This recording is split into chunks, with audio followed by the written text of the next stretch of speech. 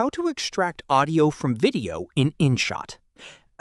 In this quick tutorial, I'll show you how to separate audio so you can edit it independently. If this helps you out, make sure to like the video and subscribe for more quick tutorials.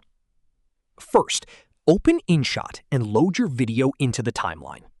Now tap on the audio option from the bottom toolbar.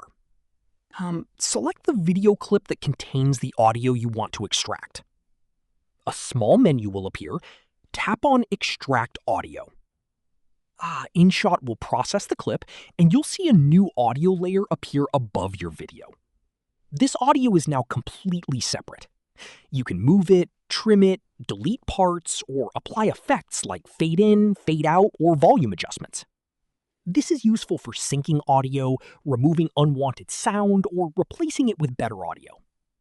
And that's it. That's how you can extract and separate audio from video in InShot easily.